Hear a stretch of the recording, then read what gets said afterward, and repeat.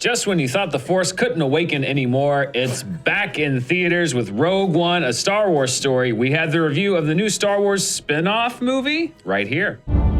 On your own from the age of 15, reckless, aggressive, and undisciplined. This is a rebellion, isn't it?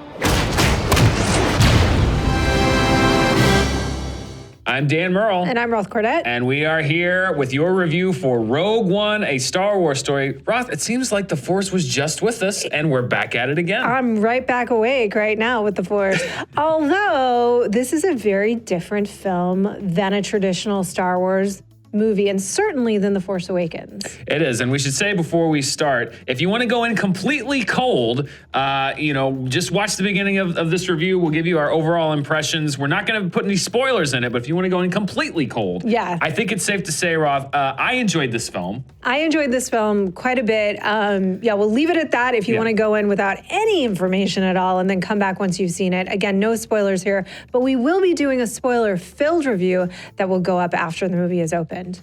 So to get a little deeper into our thoughts on the movie, this was a movie that I enjoyed. And the main reason that I enjoyed this movie was that I feel like the episodes, which I guess they're going to have to start calling these the episode movies and the stories. Yes. But what I love about this movie that's separate from episode 1 through 7 is that those stories are so operatic and so grand. And they're telling stories on a huge scale, stories of family and light and dark.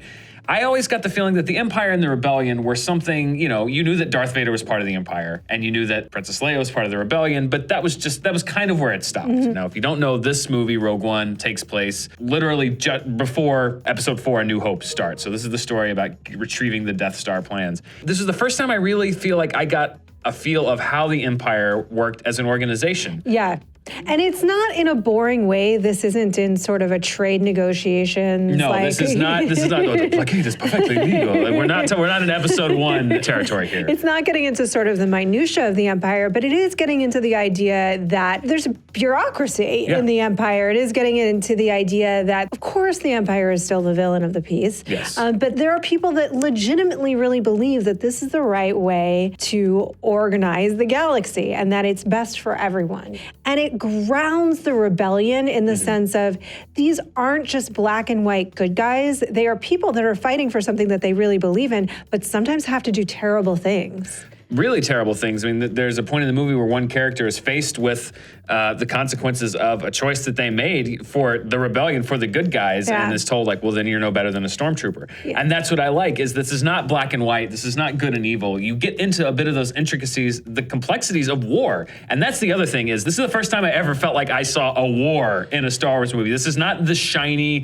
CG battle armies of the prequels where it's just lights and just cartoon guys falling over 1,000 at a time. This is gritty. You know these people. You are with these people. You learn who they are, and you see the consequences of an actual war. Yeah, there's certainly the weight in this film. There's another film that came out this year that's a war movie called Hacksaw Ridge.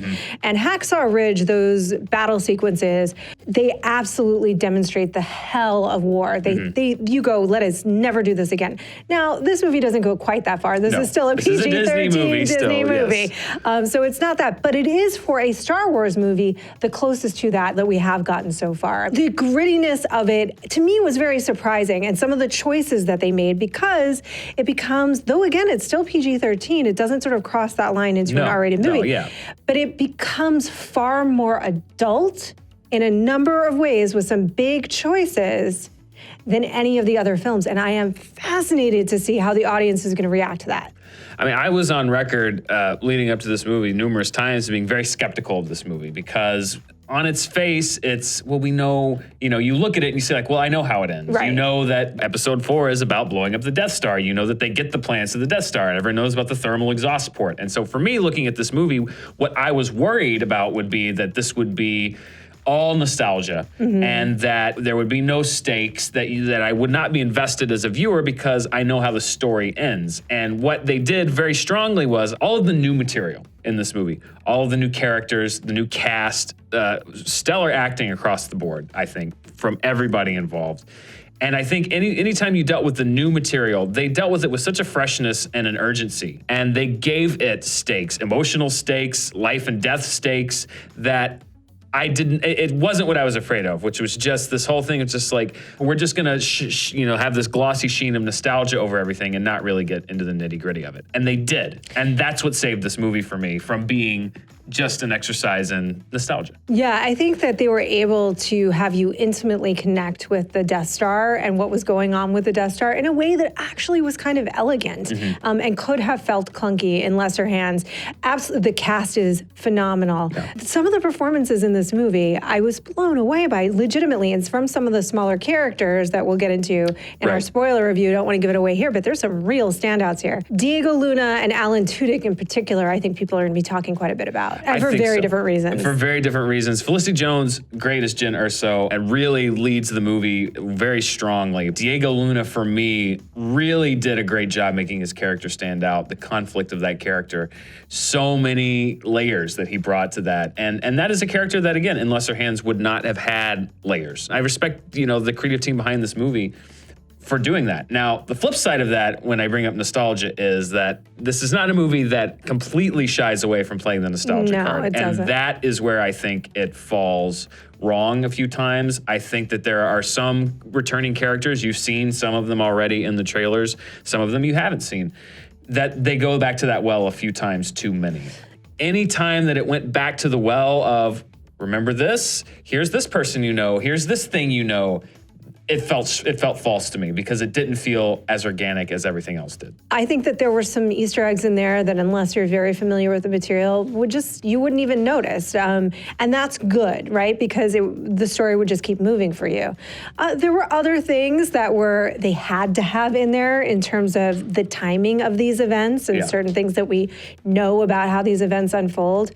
There were one or two instances in which I felt like the hand was a little overplayed. Yeah. And we'll get into that in spoilers. But for the most part, I actually did think it was pretty elegantly done as compared to some other films that have had really heavy fan service. I think this is one step short, though, of being able to be appreciated universally by a non-Star Wars fan. I think if you don't know the world... Well, you think you'll be confused? I think there will be times where you're a little confused, and I think part of that is that they do play so heavily into your knowledge of the lore.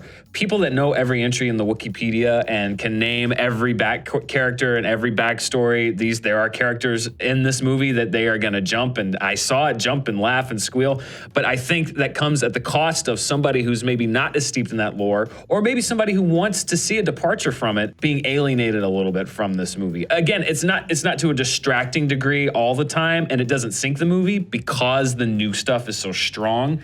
But I do wish they had scaled back, much like The Force Awakens, I thought was a little too heavy on the nostalgia card. I think this also, I really hope that Disney, as time goes on with these Star Wars movies, gains the confidence to realize that these movies can stand alone and they don't have to stand necessarily on the shoulders of what's come before. I'm curious because I had a couple of friends that I saw it with say that they went as far to say that they felt like people needed to have read Catalyst, which is the prequel book that sets up this story, to really understand it. I don't agree with that. I'm curious to hear what general audiences will make of this, if they will feel lost at any point. Overall, though, I think this is a strong entry. It's a strong first story film that tells you that they are willing to go to places with the solo films that they are not willing and will not go with the saga films. And the saga films, of course, will continue to follow the Skywalker story. Yes, I hope the solo films and the solo film that we're getting. No, bad pun. But I do agree that what this movie needed to do for me going in to prove that this is kind of a viable strategy of mixing episodes with these Star Wars stories, if that's what they're going to call them, is that they're not just going to be the same thing that you're going to get in Episode 8 and Episode 7. And this movie did it for me. It proved to me that they are willing to strike a tone and to take things places that are completely different from the other movies. And that's great because these movies don't all need to be the same thing as the episodes. And this movie, for me, achieved that. It showed me that Disney is not afraid to depart from the brand a little bit with these spin-off movies. And that, for me, improves my outlook as a whole for them doing more of these because I see now that they're not viewing it as, well, these have to have the same stakes, these have to have the same tone and everything as the things that we're already doing. And I think this movie almost achieves that, complete independence from Star Wars. And I'm hoping that the next few that we get, I would like to see more stories like this where it's not about a character that we know. It's about events that maybe we don't know. Yeah, it's a big universe, and we've seen a little bit more of it here, and I think that they're going to get bolder and bolder as we go forward. I think that when we're reviewing a movie, any movie, we're looking at it and asking ourselves, did it achieve what it was trying to achieve? So we're not going to review Star Wars Rogue One the same way we're going to review Moonlight or La La Land or even Hacksaw Ridge. They're very different movies that are trying to accomplish different things. So there were some pacing issues here, and I think there were some structural issues, and there were a couple of moments where characters were making decisions that I don't think that had a lot of logical through line. But as far as being a Star Wars movie that really presented a different side to what this war was and the consequences, I think it accomplished that really well. But overall, Dan, I think we're both recommending this movie. Very curious to see how it does, given that it is quite different than the other Star Wars films in some very key ways that we will talk about when we get into spoilers. So yes, recommend it? Yes, absolutely recommend it. If you're a Star Wars fan, you are going to flip out over this movie. If you're a fan, I think you're going to enjoy it too on its own. It's a really enjoyable film. Well, that's our review for Rogue One, a Star Wars story. If you want to see even more fun stuff from us here at Screen Junkies News, click right here. We have all kinds of fun, cool, amazing stuff. I like that one in particular. That one's really cool. Thanks for watching our review. We'll see you next time.